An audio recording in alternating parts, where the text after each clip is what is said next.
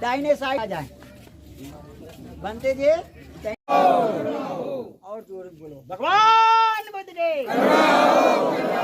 बाबा साहब अम्बेडकर, बाबा साहब अम्बेडकर, बाबा साहब अम्बेडकर। धर्म की क्या पहचान, मानो मानो एक समान। धर्म की क्या पहचान, मानो मानो एक समान। सबको गले लगाएंगे और धर्म अपनाएंगे, सबको गले लगाएंगे और धर्म अपनाएंगे। जिसमें समता वह सच्चा इंसान नहीं।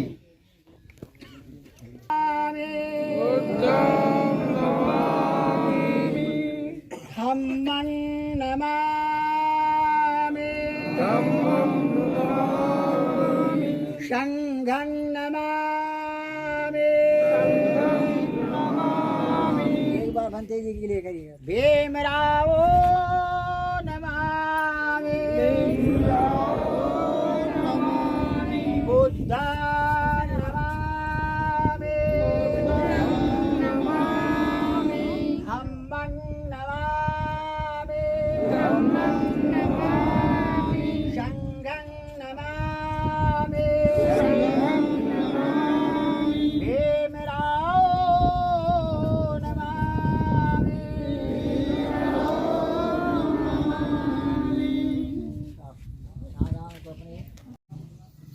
जब वैशाली नगर से आने लगे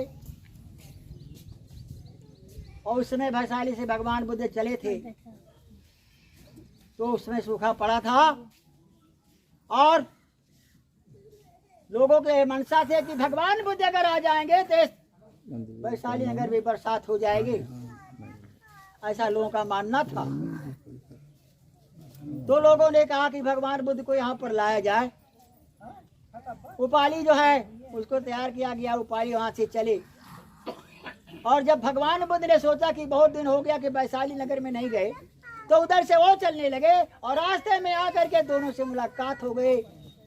उपाली ने भगवान बुद्ध को साष्टांग प्रणाम किया और कहा, भगवान बुद्ध ने कुशल क्षेम पूछा, कहा क्या समाचार वैशाली नगर का है? तो बताया कि वैशाली नगर में सूखा पड़ गया है, पशु पक्षी और मनुष्य सभी मर रहे हैं और लोगों की मंशा की अगर भगवान बुद्ध वैशाली नगर में आ जाएं तो निश्चय है बरसात हो जाएगी। भगवान बुद्ध ने कहा, प्राकृत कारण टारी न जाए, होत अनिष्ट निवार न जाई। प्रकृति के कारणों को कभी टाला नहीं जा सकता, अनिष्ट होने से कोई बचा नहीं सकता है। न आंधी कोई रोक सकता है, तूफान रोक सकता है, न गर्मी कर सकता है, न जाड़ा कर सकता है, न बरसात करवा सकता है, कोई समय को नहीं रोक सकता है। औपचित्ते सुकोम सुखो, पैदा होना विनाश होना ये प्रकृति का नियम है और ये प्रकृति कार्य और कारण से बिल्कुल जुड़ा हुआ है। इसलिए ऐसी सोच लो, ऐसी भावना लोगों की मिथ्या है। लेकिन मैं वैशाली नगर में तो जाने ही वाला हूँ, चलो चलते हैं। और वैशाली नगर के करीब जब भगवान बुद्ध पहुंच रहे थे, धीरे धीरे आकाश में काली रे बादलों की रेखाएं उठना शुरू हुई और धीरे धीरे काली काली रेखाओं बड़े भयंकर रूप से बादल का रूप धारण करके और घनघोर तूफान चलने लगा, घनघोर बरसात होने लगे। जब भगवान बुद्ध का पहला कदम वैशाली नगर में पड़ा तो घनघोर मूसलाधार बरसात होने लगे और सभी गड़ उसमें भीग गए।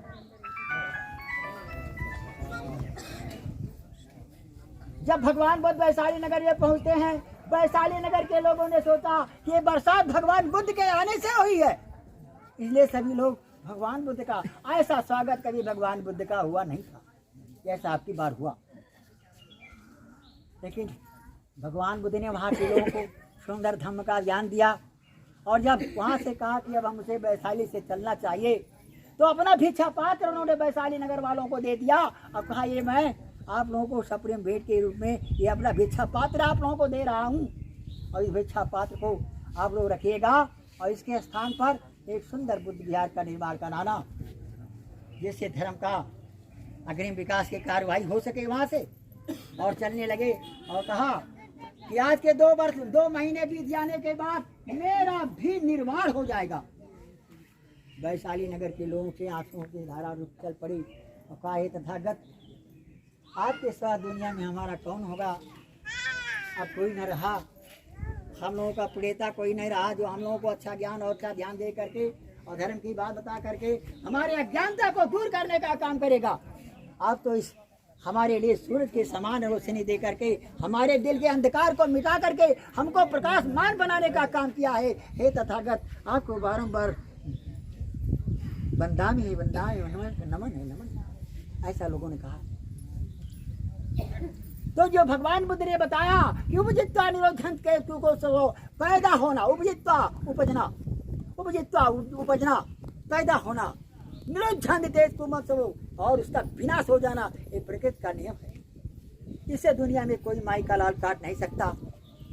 भंते जी आज हमारे अपने जीवन के अंतिम समय तक भरथापुर में रहे और यहाँ के मास्टर साहब ने इनका बहुत ही आवा भगत किया और मास्टर साहब की मनसा थे कि हमारे घर में जब भंते जी रहेंगे तो कम से कम ये एरिया जागृत हो जाएगा। यहाँ के लोग धर्म के जानने वाले हो गए, यहाँ के लोग धर्म के मर्मज्ञ हो जाएंगे और धर्म का विकास होगा और यहाँ धर्म के विकास के साथ साथ लोगों का भी विकास होगा और लोग धर्म को समझेंगे। और यहीं से जिस तरह से आपके इस विश्व में समझ लीजिए नालंदा विश्वविद्यालय और उज्जैन का महाविश्वविद्यालय, ये दो विश्वविद्यालय ऐसे थे जहाँ विदेश के लोग पढ़ते थे।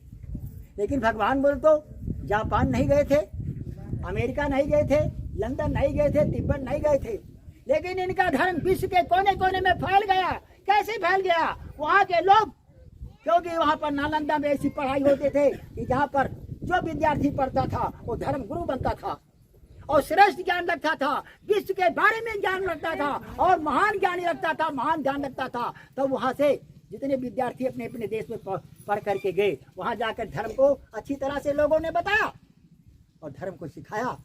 आज पूरे विश्व में जहाँ भी भगवान बुद्ध का धर्म चल रहा है, उसमें चीन देख लीजिए, जापान देख लीजिए, तिब्बत, ताइवान, कोरिया, आज विश्व के पैमाने पर जापान को उगता हुआ सूरज कहा जाता। क्यों? पूरा जापान बुद्धिस्ट है, बुद्धमय है।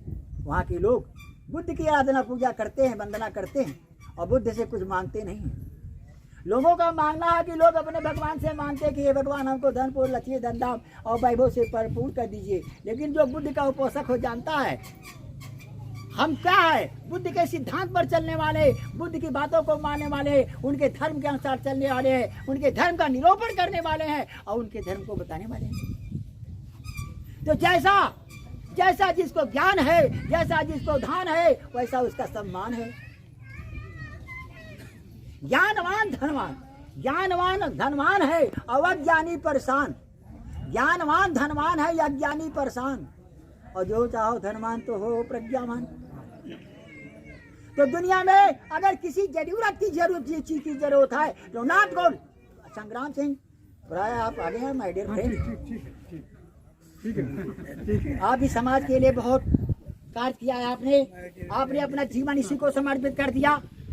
आज हमारे देश में चिंतामणि बोस जी, जिनको अमृतानंद कहा जाता था, और रामदयाल दिवाकर जी, उनका क्या नाम था, नाम अशोक भंते जी जो चिंतामणि जी थे, हाँ, उनका नाम था। मैं दोनों को निवार होने पर पहुंचा था।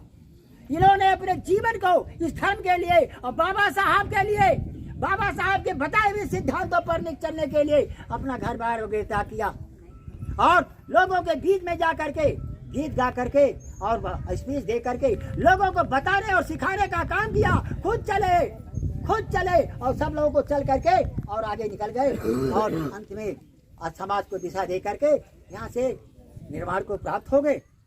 आज उनका नाम भले ही आज दिवाकर जी, अमृतानंद जी, अशोक भंते और अन्य लोग भी हैं, जैसे आरबी त्रिशरण जी हैं, उन्होंने भी अपने जीवन को संकल्पित करके और इस धर्म को बढ़ाने के लिए और बाबा साहब के कारवां को चलाने के लिए जीवन भर अथक प्रयास किया और प्रयास करके लोगों को दिखा दिया और बता दिया बुद्धं शरणं गच्छामि। अगर ये अपने दुखों का निजात चाहते हो, अगर अपने दुखों को दूर करना चाहते हो, तो भगवान बुद्ध ने जो 3 बात यहाँ बता दिया कि बुद्धं शरणं गच्छामि। बुद्धं शरणं गच्छामि का मतलब एक तो होता है मैं बुद्ध की शरण में जाता हूँ और तीसरा ये होता है कि मैं बुद्धिमान बनने जा रहा हूँ, मैं ज्ञानवान बनने जा रहा हूँ, मैं अकलमंद होने जा रहा हूँ, हर चीज की जानकारी जानने रहा हूँ। अरे मैं डॉक्टर बनने जाऊँ, मास्टर बनने जाऊँ, IAS और PCL बन जाओ और ये अच्छा फिलासफर बनने जा रहा हूँ, क्योंकि not gold but education can make people educated. आदमी सोना नहीं, चांदी नहीं, रुपया नहीं, पैसा नहीं, आपके पास कुछ भी ना हो, लेकिन अगर आप ज्ञान के भंडार हैं, दुनिया में कहीं जाओगे तो आपकी झोली पैसों से भर जाएगी। एक डॉक्टर कैसा भी हो, अगर वो बहुत ज्ञानी है, किसी चीज का विशेषज्ञ है, तो इंडिया में दो बातें होती है, एक क्वालिटी और दूसरा क्या होती है, क्वांटिटी। क्वालिटी और क्वांटिटी पर पूरा विश्व टिका हुआ है। जो कोई व्यक्ति क्वांटिटी में, क्वालिटी में सबसे अच्छा विशेषज्ञ है, वो सारी दुनिया में प्रकाशमान है। और जिस तरह से सूरज उगता है तो अंधेरे का सीना फाड़ करके सारी दुनिया को उजाला दे देता है, उसी प्रकार एक प्रकाशमान ज्ञानवान व्यक्ति अंधकार को हटा करके सबको प्रकाश के रास्ते पर लाकर बुद्धिमान बना करके उसके जीवन नैया को पार करने का एक तरीका बना देता है। उस पर चलकर आदमी के जीवन नैया पार और अच्छा जीवन जीता है। और हमारे हिंदुस्तान में क्या बात है, यहाँ पर क्या है, अंधविश्वास है, पाखंड है, और टोटल इनका जो वेद बना हुआ सब झूठा ही पर बना हुआ। ये वेद नहीं है, लोगों को भेद करने का एक षड्यंत्र की किताब है। तो इससे आप लोगों को सावधान रहना चाहिए और जानना चाहिए व्हाट इज एजुकेशन, जीवन क्या है, जीवन क्या है। Life is education, education is life. जीवन ही शिक्षा है और शिक्षा ही जीवन है। आपके लिए भंते जी ने अपने जीवन में क्या नहीं किया, गाया बजाया, स्पेस दिया, और क्या टक्कर लेते रहे लोग, लड़ते रहे, भिड़ते रहे, लेकिन अपने विकास का मार्ग इन्होंने बदला नहीं। हमारे संग्राम सिंह हमारे बीच में मौजूद हैं और उनके तमाम साथीगण भी मौजूद हैं। आप लोगों ने इनके निर्देशों पर चल करके काम किया और स्वतः चल करके पूरे बस्ती जिला नया नदियों में जा करके बौद्ध धर्म को बताने का काम किया, सिखाने का काम किया, और बाबा साहब की कारमा को बढ़ाने का काम किया। तो आप लोगों को भी चाहिए, आज हमारे भंते जी इस दुनिया में नहीं हैं, लेकिन जहाँ जहाँ गए वहाँ के आप लोग, आप यहाँ पर उपस्थित हुए हैं। ये भी हमारे गुरुए थे, ये हमारे धर्म गुरु थे। इन्हों से हमको दीक्षा लेना था, संजोग ऐसा नहीं हो पाया, लेकिन हमें किसी दूसरे से लेना पड़ा, मैं पहुँच नहीं पाया। लेकिन इनका सिद्धा हमारे साथ बनी रही और अंततम तमने बनी रही। मैंने मुझको जो अटता था, भंती जी को दान भी दवाई के लिए देता था। और प्रत्येक लोगों का कार्य है, सभी लोग, आप जितने लोग यहाँ पर आए हैं, सभी लोग से मैं तो प्रार्थना तो आपसे कर नहीं सकता, लेकिन अपने विनय वाणी श्रद्धा से यही कहना चाहूँगा कि आप लोग, आपका जो पथ प्रदर्शक है, आपके कारमा को जो चलाने वाला है, आपके बीच में जो धर्माचार्य है और जो बौद्धाचार्य है, आपके बीच में जो भंते हैं, आप लोगों को अगर उनके साथ आप चल नहीं सकते हैं तो आपको सहयोग देना चाहिए। उनके चलने का रास्ता कभी कठिन ना दिखाई पड़े। ये मास्टर साहब हमारे भंते, क्या नाम इनका है, रामानंद जी हैं। इनके बीच में मैं बहुत बार आया, क्या इनका प्रचार प्रसार करना शुरू किया, और आज भंते जी